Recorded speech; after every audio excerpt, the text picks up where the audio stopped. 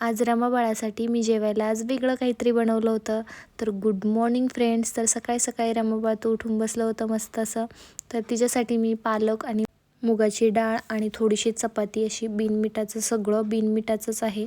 तर सगळं बारीक करून मिक्सरला त्याची एक फोडणी तयार करून लसूण वगैरे टाकून तिच्यासाठी मी तयार केलं होतं खायला. तिला तर ते फारच आवडलं. त्यानंतर आम्ही गेलो फिश मार्केटला फिश घ्यायला.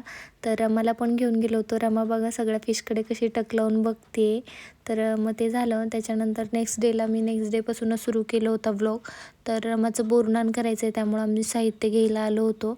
तर पतंगा वगैरे घेतल्या होत्या. तर आम्ही तिकडे बोरं घ्यायला थांबलो होतो. आम्हाला बोरं छोटी छोटी भेटतच नव्हती.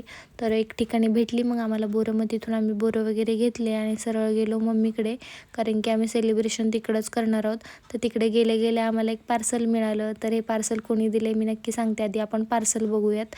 तर मिस्ट्री गिफ्ट टू रमा असं लिहिलं होतं त्याच्यावरती छान असं. तर ते मी ओपन करते बघा. तर इतके पॅकिंग होतं त्याला मस्त असं.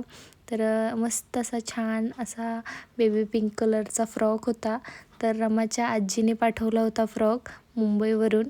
तर रमाला तर आता मी घालेले एक दिवशी तो फ्रॉक, आणि मग तुम्हाला फोटोज वगैरे मी दाखवेल कशी दिसते रमा. त्यानंतर मामा आला होता रमाचा खाऊ घेऊन. तर आम्ही पिझ्झा वगैरे खाल्ला. पिझ्झा घेऊन आला होता योगेश. त्यानंतर या दोघांचं डिस्कशन चाललं होतं की सेलिब्रेशन कसं करायचं, वरती मस्त असं डेकोरेशन वगैरे कसं करायचं तेच विचारत होते. त्यानंतर हलव्याचे दागिने पण आले होते. थोडंसं तुटलं होतं, तेच आम्ही जॉईन करायचा प्रयत्न करत होतो. मम्मी बघत होती कसं जॉईन करायचं वगैरे ते. तर काय काय घेतलं होतं बघा, छोटे छोटे बाजूबंद, गळ्यातलं असं टोप वगैरे होता. मी तोच विचार करते की उद्या ती टोपी ते काय बोलतात त्याला, क्राऊन वगैरे असतो तो ठेवेल का तिच्या कपाळावरती.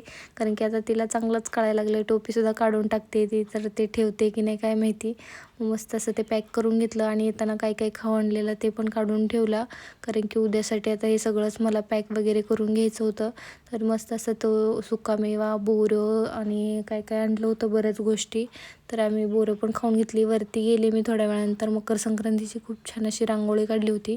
तर रमाबाळ बघा इकडे भांडी खेळत होतं तिच्या श्रुती माऊसोबत. तर भांडी आपटणं चाललं होतं तिचं, चमच्याने खाऊ वगैरे खाणं चाललं होतं. तर मग मी पण गेले तिच्यासोबत, थोडा वेळ बसले आणि नंतर बाबा आला होता. तर बाबाला भेटून कसं करते रमाबाळ बघा. बाबा म्हणत होता मी तिला घेणारच नाही, मला सोडून एकट्याला आली इकडे आजीकडे राहिला, म्हणून ती कट्टी घेतलेली बाबाने. तर नंतर मग बट्टी वगैरे झाली, मग खेळत बसली बाबासोबत. तर बाबा तर मग नंतर थोड्या वेळाने चालला होता. तर बाबाला बाय वगैरे केलं. इकडे बघा आमचे छोटे छोटे केस मोठे व्हायला लागलेले आहेत, तेच दाखवत होते मी. रमाबाळाला मस्त असं पॅक वगैरे केलं, कारण की खूपच थंडी होती इकडं. आणि आजीला भांडायचं चाललं होतं अक्षरशः रमाचं. तर उद्या बोरनान करायचं, त्या व्लॉगमध्ये भेटू. Okay bye, see you.